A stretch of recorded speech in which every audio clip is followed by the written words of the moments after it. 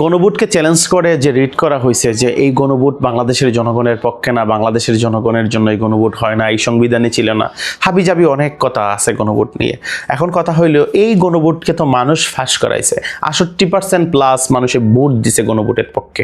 এই যে দেশের সার্বিক পরিস্থিতি আপনারা দেখতে পাচ্ছেন, এই সার্বিক পরিস্থিতির কারণে 68% মেজরিটি নিয়ে যে গণভোট ফাঁস করতে পারছে, তাকে যদি আপনি সংবিধানের দোহাই দেন, তার নামে যদি আপনি হাইকোর্টে রিট করেন, মামলা করেন, সেটা কি আদৌ কাম্য কিনা এটা আমাদের ভাববার বিষয় আছে। যে অ্যাডভোকেট সাহেব এটা নিয়ে তিনি রিট করেছেন, তার কি উদ্দেশ্য, তার কি মতলব তিনিই বলতে পারবেন। আমি বলতে চাই এটা অবশ্যই খারাপ একটা উদাহরণ হইতে পারে, কেননা আপনি যে জায়গাতে সংবিধান রচিত হয় মানুষের জন্য, সুতরাং মানুষের জন্যই সংবিধান, সংবিধানের জন্য মানুষ নয়। সুতরাং এই সংবিধানের দোহাই দিয়ে যখন মানুষের মেজরিটি পাওয়ার 68% প্লাস ভোট আপনার এই গণভোটের পক্ষে গেছে, এই গণভোটকে বাতিল করবার জন্য আপনি হাইকোর্টে রিট করবেন, মামলা করবেন, এরপরে বিভিন্ন রকমের ক্যাসাল কেওয়াজ করবেন, এটা কখনো কাম্য হইতে পারে না, সৌজন্যতার বহিঃপ্রকাশ হইতে পারে না। আমরা যেটা বলতে চাই যে এই গণভোটকে যদি আজকে বাতিল করে দেওয়া হয়, এই গণভোটকে যদি অস্বীকার করা হয়, তাহলে বাংলাদেশের মানুষকে আলটিমেটলি অস্বীকার করা হইল, মানুষের ম্যান্ডেটকে অস্বীকার করা হইল। এখন আপনি সংবিধানের দোহাই দিতেই পারেন, এই দিতে পারেন, সেই দিতে পারেন, মনে রাখবেন সংবিধানটা কখনোই স্থায়ী কিছু না, সংবিধানের জন্য মানুষ না, মানুষের জন্যই সংবিধান। সুতরাং মানুষ যেখানে বলেছে যে আমরা 68% লোক আমরা এই পরিবর্তন চাই, সেই জায়গায় আপনি পরিবর্তনের বিপক্ষে গিয়ে, মানুষের বিপক্ষে গিয়ে টাটকা একটা জনরায় যেটা 12 ফেব্রুয়ারি সংগঠিত হয়েছে, এই রায়ের বিপক্ষে গিয়ে আপনি কি বোঝাতে চান এই দেশকে, কি জানাইতে চান এই দেশকে? তাহলে যদি বলা হয় যে সংবিধান অনুযায়ী 2029 সালের আগে তো নির্বাচনও নাই, আপনি যতই দেখান, যতই যুক্তি তুললেন, যতই লজিক খুঁজেন, আওয়ামী লীগ যদি কখনো আসে, তারা যখন রিট করবে যে এই নির্বাচনটা ভুয়া ছিল, এই নির্বাচনটা বাতিল ছিল, এই প্রধানমন্ত্রী বাতিল ছিল, সমস্ত কিছু এভরিথিং, তাহলে কি করবেন আপনি? তাদের সংবিধান অনুযায়ী, তাদের আইন আদালত অনুযায়ী তারা তো সব কিছু প্রমাণ করতে পারবে। তাহলে আপনি কি বলবেন যে আওয়ামী লীগের এই কথা, আওয়ামী লীগের এই রায়, লাইন সবকিছু কি ঠিক আছে? অবশ্যই ঠিক বলবেন না। যদি নাই বলেন, তাহলে এখন যে কাজটা হচ্ছে সেটা কি ঠিক? যদি মনে করেন যে গণভোটের বিপক্ষে গিয়ে আপনি যে রিট করেছেন মাননীয় অ্যাডভোকেট সাহেব, তাহলে আপনাকে বলতে হয় যে আপনি যেটা করেছেন একই কাজটা কিন্তু আওয়ামী লীগও কোনোদিন এই বাংলাদেশে করতে পারে। তাহলে তখন আপনি কি করবেন? তখন কি আওয়ামী লীগকে আপনি একদম নাস্তানাবুদ করতে পারবেন? অবশ্যই না।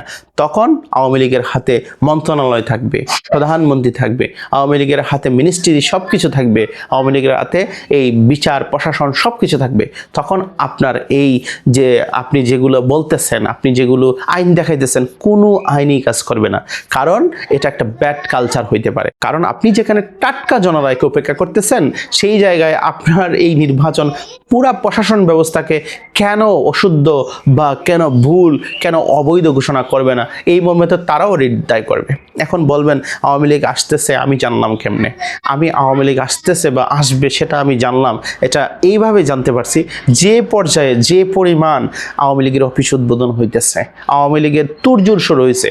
আমি বিশ্বাস করতে শুরু করেছি যে আগামী নির্বাচনে আওয়ামী লীগ আসবে, এবং আগামী নির্বাচনেই হয়তোবা যে শেখ হাসিনা হয়তো আসবে না, তার বংশ সিলসিলা বা কোনোভাবে কোনো ধরনের মাঠ পর্যায়ের নেতা দিয়ে হলেও এই আওয়ামী লীগটা নির্বাচনে অংশগ্রহণ করবে।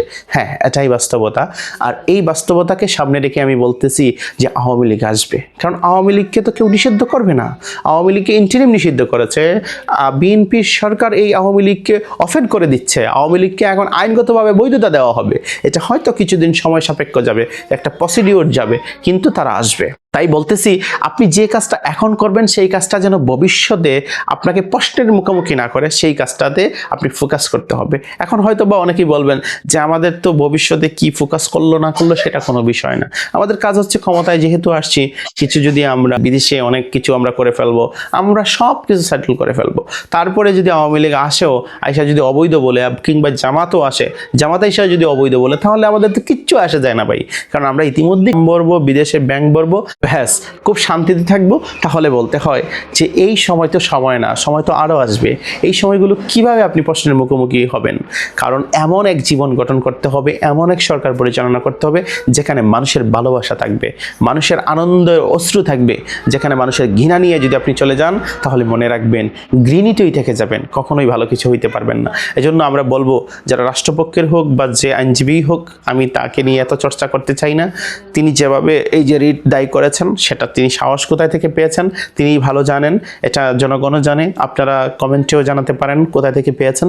সুতরাং এই যে প্রশ্নবিদ্ধ করা, এগুলো আসলে দিন শেষে ভালো কিছু বয়ে আনবে না, সেটা আগামীর ভবিষ্যৎকেই প্রশ্নবিদ্ধ করবে, আপনার ভবিষ্যৎকে প্রশ্নবিদ্ধ করবে, আপনার বর্তমানকে প্রশ্নবিদ্ধ করবে। সুতরাং আপনার বর্তমানকে প্রশ্নবিদ্ধ করে, ভবিষ্যৎকে প্রশ্নবিদ্ধ করে এরকম কাজ থেকে আমাদেরকে বিরত থাকা উচিত। বাংলাদেশের এই যে মর্মান্তিক একটা সময় যাচ্ছে, এই মর্মান্তিক সময় কেন বললাম, যে অনেক সময় অনেক জায়গায় নির্বাচন পরবর্তী সংঘাত হয়, নির্বাচন পরবর্তী বিভিন্ন জায়গায় হামলা হয়। এই হামলাগুলো কিন্তু আসলে হয়েছে, বিভিন্ন রকমের ডকুমেন্ট আছে, পত্রিকায় বিভিন্ন জায়গায় আছে।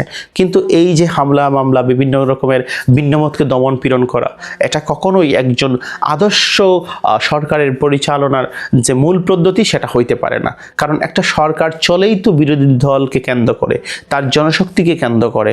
একটা দল শুধু তার দলের কর্মীবৃন্দকে নিয়ে চলে না, সারা দেশের পাওয়ারে চলে। সুতরাং আপনি যদি মনে করেন যে কোনো দল, তার দলের যে পাওয়ার আছে এই পাওয়ার পলিসির কারণেই চলতেছে, তাহলে এটা মারাত্মক রকমের ভুল হবে। কেননা যদি তাই হইতো, ধরেন বিএনপি 17 বছর কি ক্ষমতার বাইরে থাকতো, তাদের দলের কর্মী কি অভাব পড়ছে, তারা সবাই মিলে তো ক্ষমতা এমনিই একদম নিয়ে যাইতো। এটা কি পারছে? পারে নাই। আওয়ামী লীগের সংখ্যা কি কম ছিল? এখনো তো আওয়ামী লীগ বাংলাদেশে আছে, কয়জন নেতা বিদেশে আছে। তারা কি এখন তাদের সংগঠন দিয়ে একবারে হামলা করে বা একবারে এগুলা যে কোনোভাবে নিয়ে যেতে পারবে? পারবে না। তার মানে দেশ যেদিকে আছে, দেশের জনগণ যাদেরকে ম্যান্ডেট দিচ্ছে, এবং দেশের জনগণ যতক্ষণ নীরব হয়ে এই একটা সরকারকে, একটা দেশের প্রধানকে সমর্থন দিচ্ছে, ততক্ষণ কোনো শক্তির সাহস হয় না যে তার ক্ষমতা, তার গদিকে নড়াইয়া দেওয়া। এজন্য আমরা বলতে চাই, এই সরকার যেন আমাদের সরকার হয়, এই সরকার যেন যে ভোট দিয়েছে তার সরকার হয়, যে ভোট দেয় নাই তারও সরকার হয়। কারণ আপনার চাওয়া একটাই ছিল যে আপনি ক্ষমতায় যাবেন, ক্ষমতায় আপনি গিয়েছেন, তার মানে আপনি যার সাথে নির্বাচন করেছেন গণতান্ত্রিক পদ্ধতিতে আপনার একটা বিরোধী দল থাকবে। হ্যাঁ, বিরোধী দল আছে, বিরোধী দল থাকতে হলে বিরোধী দলীয় কিছু সমর্থক লাগবে। হ্যাঁ, এটাও আছে, যেটা আপনারাও বিরোধী দল ছিলেন, তখনও আপনারা ভালোভাবে এই দেশেই ছিলেন, এবং যারা সরকার প্রধান ছিল, সরকারের ছিল, তারাও ছিল।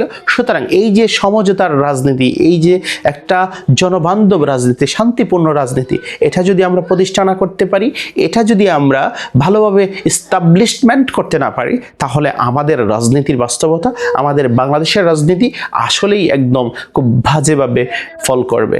এই ফল যেন না করে, এজন্য আমাদেরকে কাজ করতে হবে এবং আমাদেরকে সামনের দিকে এগিয়ে যাইতে হবে।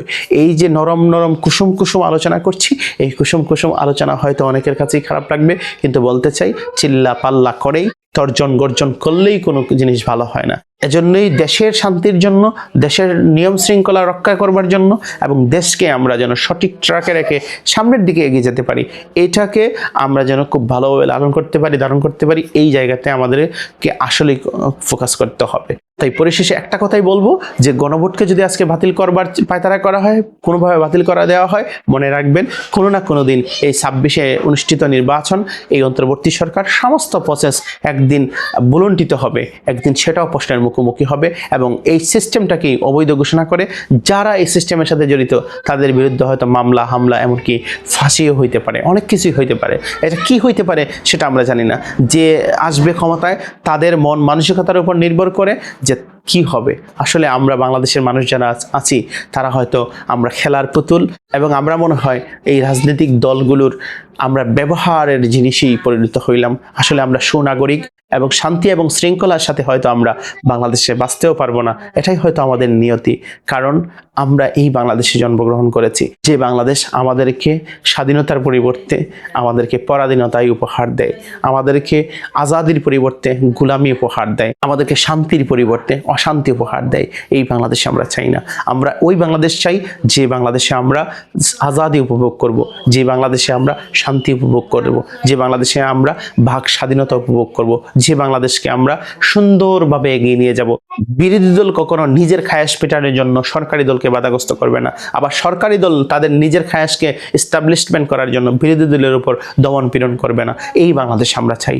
হয়তো এই বাংলাদেশ কোনো না কোনো দিন অর্জিত হবে, সেদিন আপনি, আমি, আমরা হয়তো এই দেশে নাও থাকতে পারি, হয়তো আমাদের বয়স শেষ হয়ে যাবে, আমরা হয়তো কবরে চলে যাব, কিন্তু আমরা চাই অতি শীঘ্রই যেন আমাদের নতুন প্রজন্ম এবং আমরা যেন সেটা উপভোগ করতে পারি। আল্লাহ যেন কবুল করেন।